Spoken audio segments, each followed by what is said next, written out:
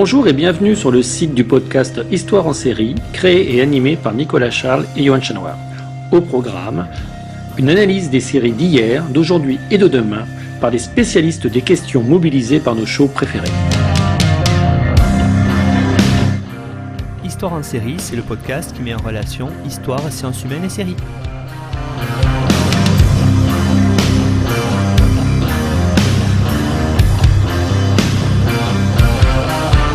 Bonjour à tous, bienvenue dans l'épisode 93 d'Histoire en série où je reçois à nouveau et avec un immense plaisir Ioannis de Roide. Bonjour Ioannis. Bonjour. Alors Ioannis, vous étiez déjà venu à l'antenne nous présenter dans l'épisode 30 The Crown. Vous revenez aujourd'hui pour présenter une autre série britannique qui est tirée d'ailleurs d'un de vos ouvrages sur les séries. On va en parler, l'Angleterre en série. Vous étiez venu aussi à l'occasion de notre ouvrage sur les livres en série 2020, présenter justement l'Angleterre en série. Alors pour celles et ceux qui ne vous connaîtraient pas, vous êtes un des grands spécialistes des séries et de l'étude des séries. Vous êtes agrégé d'histoire, enseignant au lycée donc Léonard de Vinci à Levallois-Perret. Vous êtes l'auteur, je l'ai dit, notamment de votre principal ouvrage, L'Angleterre en série, un siècle d'histoire britannique à travers 3 séries cultes, Downton Abbey, dont on va parler aujourd'hui, Peaky Blinders et The Crown, qu'on a évoqué dans l'épisode 30, ouvrage paru en 2020 aux éditions First. Et puis, plus récemment, vous êtes à l'origine, en tout cas, vous faites partie de ceux qui ont porté sur les fonds baptismaux, revue qui parle des séries. C'est la revue Saison, dont le numéro 1 est sorti en mars 2021 avec les éditions Garnier. Vous faites partie avec Emmanuel Taïeb notamment. On y retrouve Claire Cornillon, Marjolaine Boutet, bref, quasiment une dream team qui sera aussi, on peut spoiler un petit peu, détournée avec un podcast dont j'aurai la chance d'animer et auquel vous participerez, vous aussi, Ioannis. Et puis, dernièrement, vous êtes aussi conseiller éditorial chez Armand Collin et vous avez participé à la sortie d'un ouvrage dont on parlera à l'antenne. C'est celui de Pierre Langlais, Créer une série, que je recommande aux auditeurs parce que c'est vraiment très intéressant. On se met avec Pierre dans la peau des showrunners pour comprendre qu'est-ce qu'ils ont en tête et comment on construit une série. Je pense notamment à l'excellente étude qu'il a menée avec David Simon, le grand showrunner autour de la série The Wire ou de Traîner. Alors aujourd'hui, Ioannis, on repart un petit peu en arrière, on repart dans la série historique, on repart au tournant 19e et au début du 20e siècle. On est dans cette Angleterre autour de la Première Guerre mondiale et vous allez nous parler d'une grande famille, on va peut-être parler aussi de château, on va parler de lord, on va parler de guerre et on va parler surtout, Ioannis, de la série Downton Abbey. Alors, présentez-nous cette série pour celles et ceux qui ne la connaîtraient pas. Oui, alors Downton Abbey, c'est une série qui est très connue. C'est vrai que c'est une des séries britanniques les plus marquantes de ces dernières années. C'est aussi une série qui est emblématique du savoir-faire britannique. On va en parler de vraiment ce que les Anglais savent si bien faire lorsqu'ils font de la fiction à épisodes pour la télé et notamment de la fiction historique. C'est aussi un grand succès. C'est pour ça qu'elle est si célèbre. Ça a été un grand succès international, cette série, en Europe, en Angleterre d'abord, en Europe, mais aussi aux États-Unis. Et d'ailleurs, la longévité de la série doit beaucoup à son succès américain et plus loin encore jusqu'en Asie orientale où la série a vraiment été très, très appréciée. Donc c'est à la fois une série très anglaise et puis c'est aussi un succès global et ces deux éléments sont intéressants à mettre en relation, l'anglicité, les particularismes et puis finalement un produit mondial. Alors, Ioannis, cette série Downton Abbey qui a été diffusée véritablement à très grande échelle, vous l'avez dit, elle part du parti de présenter une très grande famille avec un domaine, ce fameux domaine Downton Abbey, et on suit à travers eux, on va y revenir, l'histoire bien sûr des îles britanniques, mais aussi l'histoire du monde à travers la Première Guerre mondiale. Alors, peut-être pourriez-vous nous rappeler le pitch de la série ? Oui, c'est cette famille qui est au centre, ce domaine, et d'ailleurs, c'est pas un hasard si le titre de la série, c'est le nom d'un lieu. Ça veut dire que c'est vraiment là que tout va se passer, dans cette grande demeure aristocratique anglaise. Et donc, sur une durée de 15 ans, hein, de 1912 à 1927, on va suivre dans ce château deux groupes. D'une part, donc, ceux qu'on peut appeler les maîtres, hein, c'est la famille propriétaire des lieux, la famille Corley, et d'autre part, leurs valets, leur domesticité. On a donc les employeurs et les employés, on a ceux d'en haut, socialement, et ceux d'en bas. Et la série s'étend sur 6 saisons, hein, de 2010, diffusées de 2010 à 2015, donc au total une cinquantaine d'épisodes, auxquels s'est ajouté, après l'arrêt de la série, un film qui est sorti au cinéma en 2019. Et donc, Ioannis, cette série qui suit ce grand domaine, on voit bien, vous l'avez dit, on a à la fois une histoire par le haut avec des lords qui sont proches du pouvoir, qui vont, il y a des va-et-vient aussi entre le domaine et Londres réguliers. On suit, j'allais dire, les saisons de la noblesse et puis on suit les histoires de la domesticité. On va voir qu'on peut en faire une vraie histoire sociale du monde britannique à travers cette série-là. Mais ce qui est aussi intéressant et surtout, c'est qu'on a à travers la série la grande histoire. Et j'allais dire, on est plongé tout de suite dedans, puisque le premier épisode s'ouvre 1912 avec le Titanic. Oui, alors je crois que les scénaristes ont vraiment tenu à nous ancrer tout de suite, à relier tout de suite l'histoire familiale, l'histoire de ces groupes qu'on va suivre, les maîtres et les valets, et en même temps, effectivement, la grande histoire, entre guillemets, en tout cas celle qui est bien connue, qui donne des repères à tout le monde. Donc 1912, naufrage du Titanic, qui a un impact direct sur la série, puisqu'il modifie l'ordre de succession, et donc il rebat les cartes pour l'avenir de cette famille et de ce domaine, Downton Abbey. Et puis par la suite, on arrive rapidement, hein, à la Première Guerre mondiale et ensuite à l'après-guerre. Il faut voir que dans Downton Abbey, on franchit vraiment les années assez rapidement. Donc en une saison, il se passe des mois, voire des années.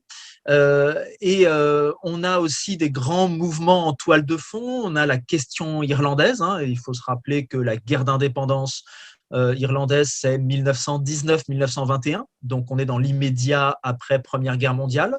On a tout un arrière-plan d'histoire culturelle avec les années folles, les Roaring Twenties, les années 20 rugissantes, on dit en anglais, et avec aussi donc une approche notamment par la mode. Downton Abbey a été beaucoup apprécié pour la qualité de ses reconstitutions, de ses costumes. Alors par exemple, on a dans la dernière saison, on voit beaucoup de traces de cette vogue qu'il y a eu en Angleterre pour la mode égyptienne à la suite de la découverte de la tombe de Toutankhamon. C'était en 1922. Il y a eu une véritable Totmania, c'est comme ça qu'on l'a appelé, où tout à coup, tout ce qui était égyptien ou faisait penser à l'Égypte devenait très, très apprécié. Ça, c'est dans la saison 6. Cependant, et c'est ce que vous disiez tout à l'heure, je crois que vraiment le cœur, la chair de la série sont vraiment les aspects sociaux, les relations sociales. Oui, effectivement, Ioannis, on voit bien cette idée très intéressante de s'approprier véritablement, parce qu'on s'identifie quelque part aussi à ces membres à la fois de la famille, c'est-à-dire famille élargie, au sens où on a vraiment la famille de sang, puis on a les domestiques. On voit bien que certains sont considérés à travers les intrigues secondaires comme des membres de la famille. Alors, est-ce que vous pourriez justement nous parler un petit peu de ça à l'heure actuelle, parce que c'est ce qui a fait, je crois, le sel de cette série, c'est ce qui a fait qu'elle a été très bien identifiée là-dessus, très bien suivie par rapport à ça, parce qu'elle a aussi un côté très positif sur l'histoire sociale. Oui, alors en fait, c'est à raccrocher à toute une tradition britannique. Dans les séries britanniques, on ne néglige jamais ces aspects-là. C'est une grande différence avec les séries françaises. Et dans les séries historiques britanniques, le contexte social, les tensions sociales sont toujours prises en compte et même souvent sont mises au premier plan, ce qui d'ailleurs donne évidemment pour les scénarios toute une dynamique, toute une énergie qui va pouvoir être exploitée. Alors de ce point de vue-là, Downton Abbey en fait n'est pas la plus innovante, ou en tout cas pas la pionnière, parce qu'elle s'inspire beaucoup d'une série des années 1970, du début des années 70, qui s'appelait Upstairs, Downstairs, donc littéralement en haut et en bas de l'escalier. Donc, c'est exactement la même idée, ceux d'en haut et ceux d'en bas. Elle a été d'ailleurs diffusée en France sous le titre Maître et Valet. Et quand on y pense, Maître et Valet, ça aurait très bien pu être le sous-titre de Downton Abbey. Donc, c'était aussi une série historique qui se déroulait à Londres dans les années 1900-1930. pas tout à fait la période de Downton Abbey, enfin, je dirais, c'est un peu plus large, mais on est vraiment quand même dans la même séquence, hein, globalement. Bon. Et plus largement, donc, il y a toute cette tradition de la série historique sociale, avec des séries qui passent encore aujourd'hui, hein. Je pense à Paul Dark, par exemple, qui d'ailleurs est elle-même un remake d'une série des années 70. Enfin, on voit qu'il y a une vraie continuité, hein, en la matière. Ce qui d'ailleurs ne veut pas dire qu'on ait affaire à des séries qui se ressemblent forcément, parce que avec toute cette tonalité, toutes ces préoccupations sociales, les Anglais savent faire des séries très différentes, hein. Ils peuvent faire des séries sombres, très dramatiques, ils peuvent faire des séries comiques, hein. Il y a des sitcoms historico-sociales, bon voilà, ça existe. Donc on a une grande diversité de programmes, mais toujours ce goût pour l'exploration des inégalités, aussi des passages d'une classe à l'autre, et puis des tensions, bien sûr, que ça occasionne.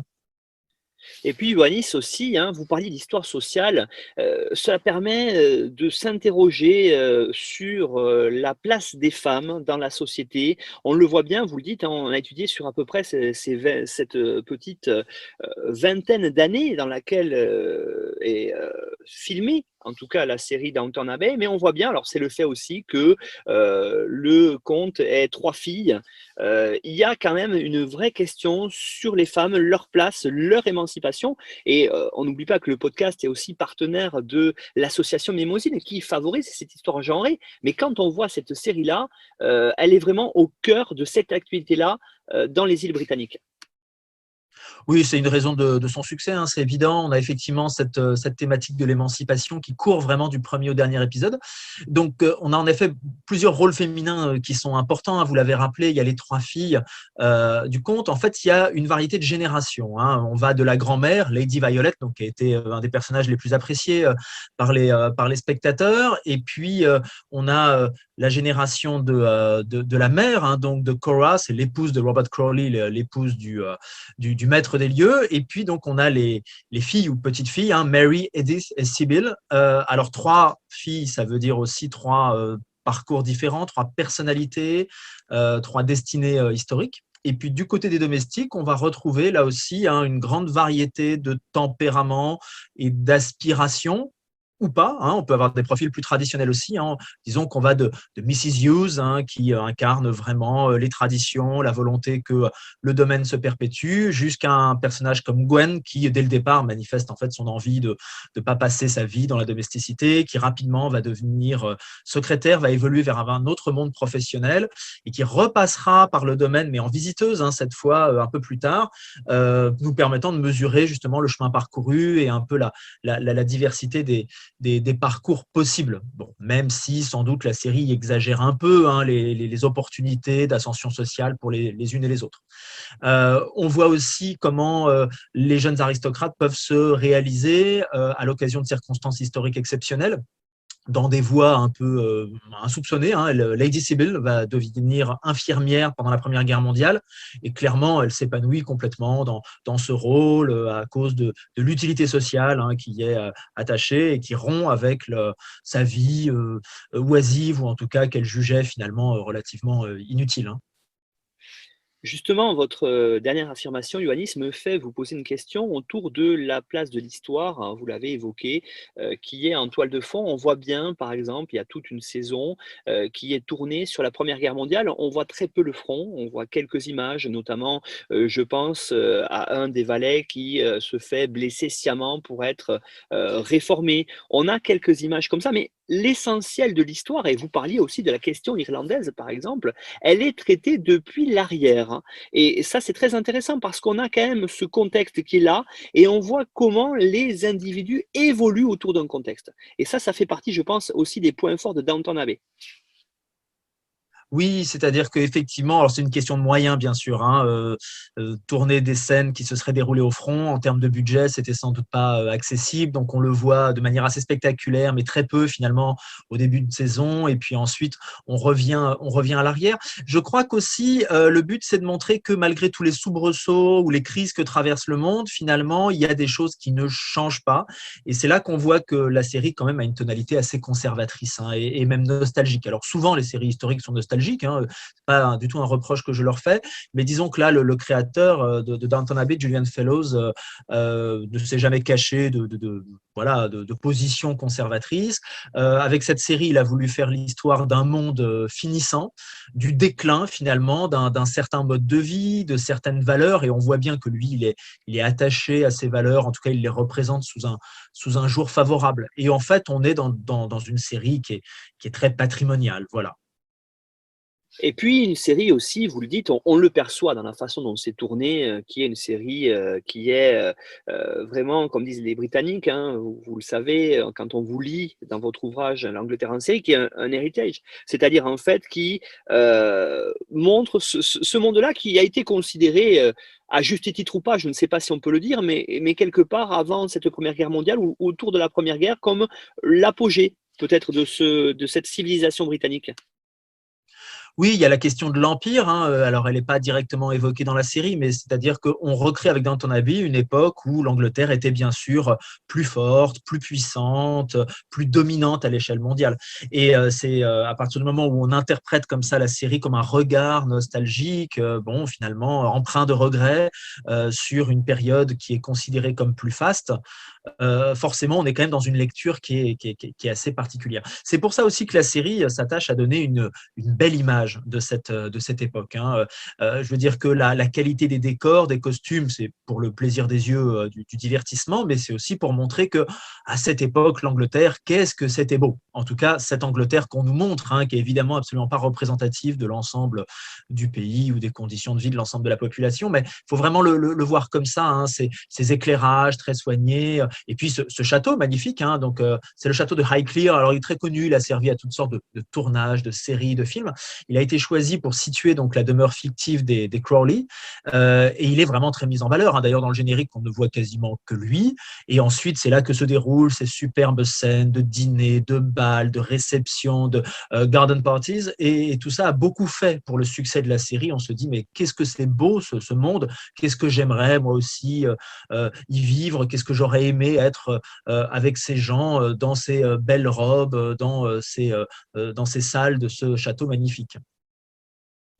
Effectivement, quand on regarde cette série, je pense que pour les amateurs et ceux qui veulent peut-être en connaître plus sur l'Angleterre, il faut regarder avant ou après, je ne sais pas dans quel sens, peut-être vous qui avez vu les deux, vous allez nous le dire, Peaky Blinders, parce que là, on est dans l'opposé, on n'est plus dans ces, vous aviez upstairs tout à l'heure, dans ces classes dominantes, on est vraiment dans les bas-fonds et on voit l'autre Angleterre à partir de ce moment-là.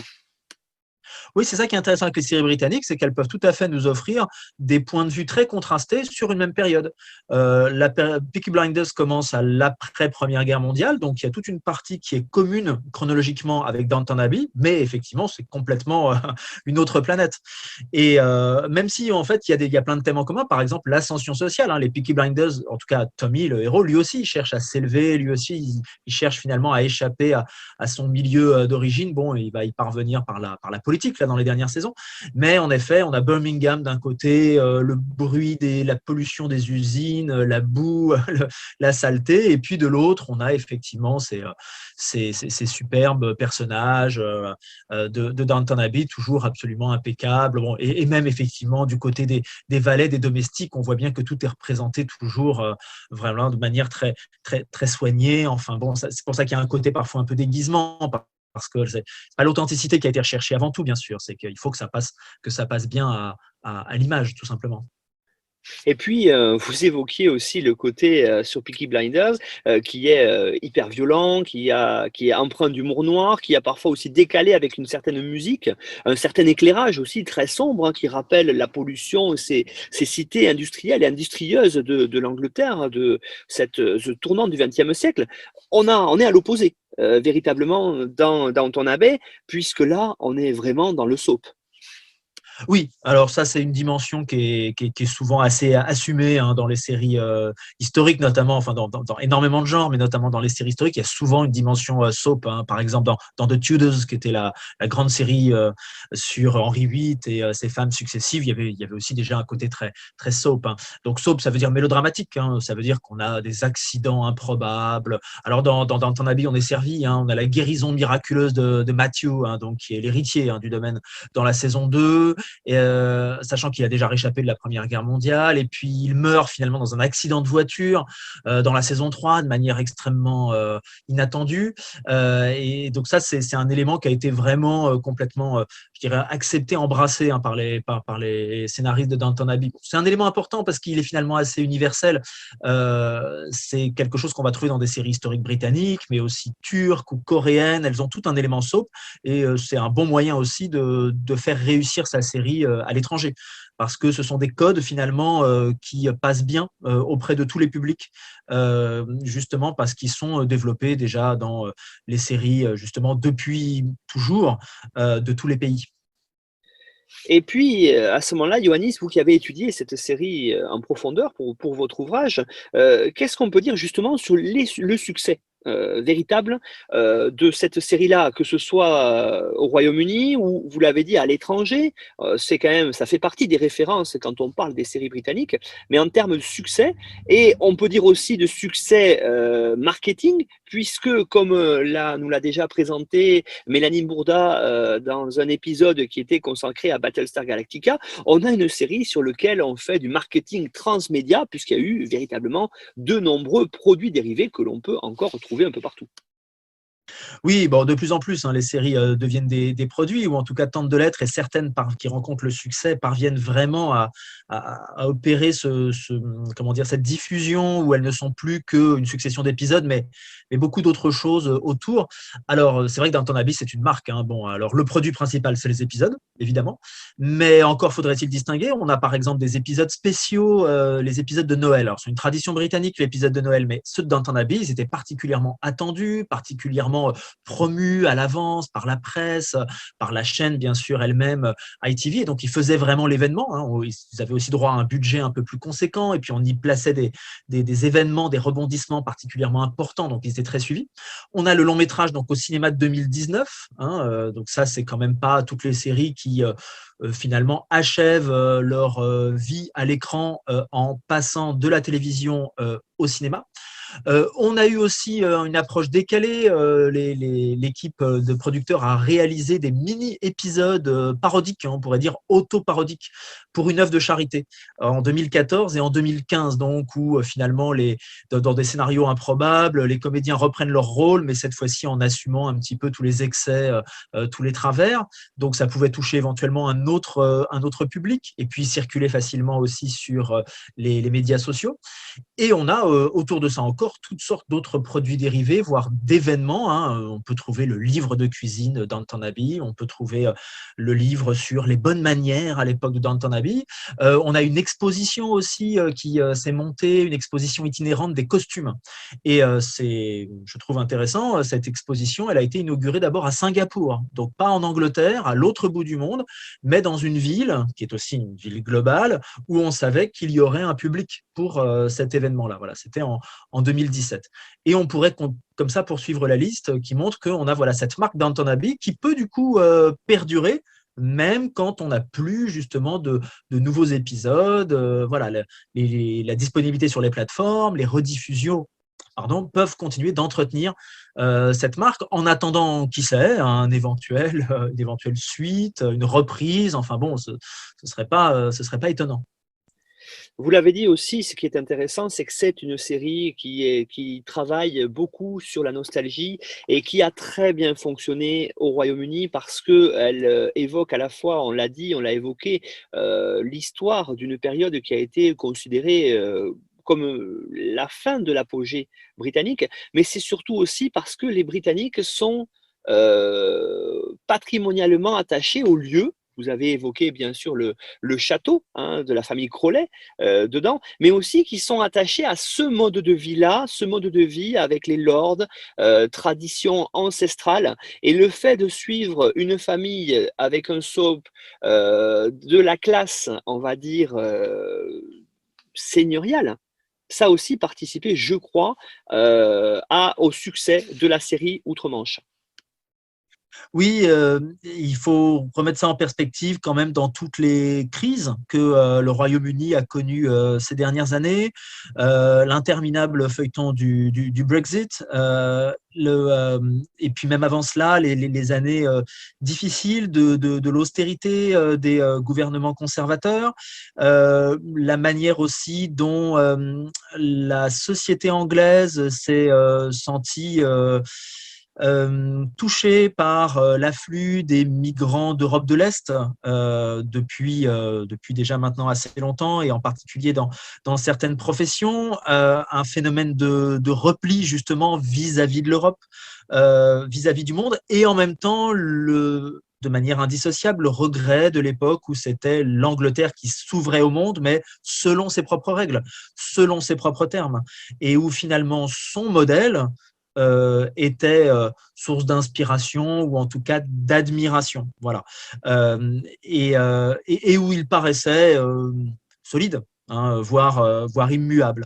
Et donc, en comparaison des changements subis que le pays a connu ces dernières années, il y a, c'est évident, un grand contraste, et qui entretient effectivement la nostalgie de cet ordre, qui est révolu, hein. Et puis aussi peut-être une certaine nostalgie, des liens qu'il pouvait y avoir avec l'Irlande. Vous avez évoqué effectivement, on aperçoit en arrière-plan la question irlandaise à travers notamment le personnage du chauffeur, Tom, qui, vit au départ un amour interdit avec une des filles, Sibylle, et puis qui se marie avec elle et qui finalement, au fur et à mesure, on voit, devient un des personnages principaux pour administrer ce domaine de Downton Abbey, ce domaine rural. Comment est-ce que ça a été perçu? Parce qu'on a ici une image positive de l'Irlande, du coup. Oui, alors c'est un des aspects qui a quand même été beaucoup critiqué, parce qu'effectivement, les opinions, comment dire, révolutionnaires et indépendantistes du chauffeur sont assez rapidement expédiées. À la fin, comme vous le rappeliez, devient le régisseur du domaine, et il fait même échouer une tentative d'attentat contre le roi George V, qui se trouve justement en visite officielle à Downton Abbey. Ça, ce sont les événements qui sont décrits dans le film. Donc on passe vraiment d'un personnage qui est quand même abordé avec suspicion. Alors, bienveillance toujours, parce que bien sûr, les Crowley sont des maîtres bienveillants, et ça nous est asséné à chaque épisode. Mais disons que le spectateur peut avoir des raisons de se méfier des idées politiques de Tom, et puis il va devenir finalement le meilleur allié ou le meilleur serviteur de ce modèle très anglais qu'il ne cessait de critiquer au départ, hein, et puisqu'il est finalement, après la mort de Matthew, qui était l'héritier dynastique, il est un peu le fils que Robert Crawley n'a pas eu, puisqu'il reprend en main le domaine. Alors là, évidemment, on peut dire que quand même la question irlandaise est largement sacrifiée, et que la dimension conflictuelle, hein, est très minimisée. De ce point de vue-là, encore, il y a d'autres séries qui l'abordent de manière plus frontale, sans parler bien sûr du cinéma. On pense à Le vent se lève de Ken Loach, des choses comme ça. Mais dans Peaky Blinders, dont on parlait tout à l'heure, par exemple, on voit davantage la dimension vraiment armée de la lutte. La série ne se passe pas en Irlande, mais il y est question d'armes, de trafic d'armes, de soutien justement à la cause, et de la manière dont en Angleterre, c'était vraiment un élément qui était très, très présent et très sensible. Là, finalement, si on suit le discours sur Tom dans Downton Abbey, on se dit que si tous les Irlandais avaient eu affaire à des Anglais aussi magnanimes et bienveillants, finalement, sans doute qu'ils seraient restés dans le giron du Royaume-Uni, de Grande-Bretagne et d'Irlande.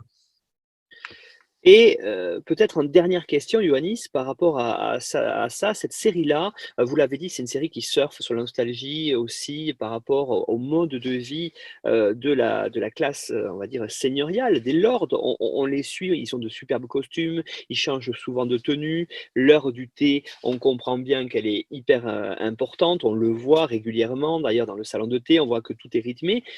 J'allais vous poser en dernière question, ce qui est aussi intéressant, c'est qu'on suit l'évolution aussi des loisirs. Et ça, j'ai trouvé ça très intéressant parce qu'on voit des choses et à travers ça, on voit une certaine à la fois tradition par rapport à certaines pratiques. Je pense notamment à ce qu'on peut voir par rapport au match de cricket qu'on voit déjà, où l'équipe est menée par le contrôleur, mais on voit aussi qu'il y a à travers ça une certaine modernité, notamment avec l'apparition des courses automobiles. Oui, alors il y a effectivement une volonté de dépeindre l'évolution des modes de vie dans la série. Et comme elle se déroule sur une assez longue période, du coup, c'est possible. Et puis qu'on a aussi cette rupture vraiment de la Première Guerre mondiale qui compte beaucoup. C'est lié d'ailleurs aussi le mode de vie justement à l'apparence et au costume dont on parlait tout à l'heure. C'est-à-dire que quand la série commence, on voit ces filles Crawley quand même empesées dans des tenues où elles ne peuvent rien faire à part sourire et marcher lentement sur les gazons sur les pelouses de leur domaine. Et il y a une volonté d'émancipation par la tenue qui conduit aussi à une volonté justement de pouvoir être plus libre dans ses vêtements et dans son corps pour faire de nouvelles activités. Et ça correspond aussi à une nouvelle utilisation du temps. Il y a beaucoup de répliques de Lady Violet, la grand-mère, qui sont devenues connues et virales, dont on a fait des mèmes sur Internet parce que vraiment les scénaristes lui réservaient les meilleures répliques. Et une des plus connues, c'est celle où elle demande « Mais qu'est-ce que c'est qu'un week-end ?» Qu'est-ce que c'est qu'un week-end? Parce qu'effectivement, cette notion n'a pas de sens pour l'aristocratie traditionnelle, mais il en a beaucoup pour la classe moyenne, par contre, qui justement, de plus en plus, revendique à côté d'une vie de travail, une vie d'obligation, eh bien, des moments de loisirs en fin de semaine. Et alors, ces loisirs varient bien sûr selon la classe sociale, selon les moyens dont on dispose, mais voilà, il y a cette préoccupation. Et donc, de plus en plus, les personnages investissent ce temps libre, finalement, d'une autre manière, non plus seulement comme des obligations traditionnelles, on doit aller rendre visite aux gens de la famille, on doit organiser à des moments réguliers des événements dans la demeure où on accueillera justement des invités qu'il s'agit de recevoir comme il faut, mais aussi des loisirs qui peuvent être un peu plus personnels, qui peuvent correspondre davantage à des hobbies, le mot est anglais, ce n'est pas un hasard, et permettre à chacun de se réaliser aussi un petit peu en dehors de ce que la société ou la fonction sociale attend de lui. Ioannis de Roide, merci pour cette évocation de cette série qu'on peut qualifier de culte britannique, Downton Abbey, pour cet épisode 93 d'Histoire en série. Alors, comme tous les intervenants et intervenantes, vous avez fourni bien sûr un petit résumé qui permettra aux auditeurs de se retrouver dans ce que l'on a évoqué, et puis une bibliographie indicative qui doit vous permettre d'aller voir plus loin, voir derrière ce qui se cache, à la fois sur l'écriture de la série, mais aussi sur le contexte. Ça, c'est très intéressant. Et puis, on retrouve, comme toujours, notre résumé et le lien vers l'écoute des émissions sur le site de notre partenaire nonfiction.fr. Ioannis, merci. On vous souhaite une bonne continuation pour tous vos projets. Je sais qu'on se reverra pour une prochaine émission pour d'autres séries thématiques. Et puis, on reparlera, je pense, ensemble de la revue Saison qu'on recommande parce que vous verrez, c'est une revue qui est à la fois générale, mais qui est aussi assez pointue et assez pointilleuse et qui devrait permettre à chacun d'y retrouver ce que nous, on essaie aussi de faire dans Histoire en série, c'est-à-dire l'étude des séries, l'amour des séries, puis voir comment elles peuvent s'ancrer avec autre chose. Ioannis, merci beaucoup. À bientôt. À bientôt.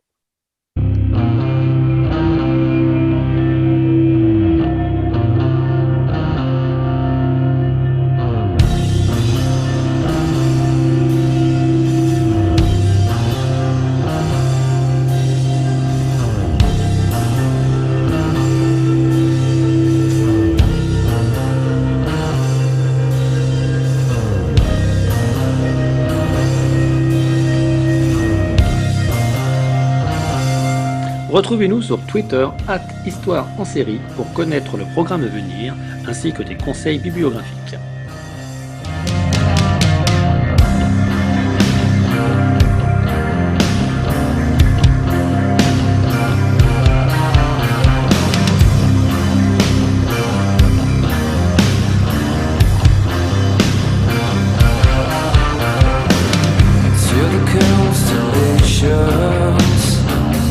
Travel, I just for blood.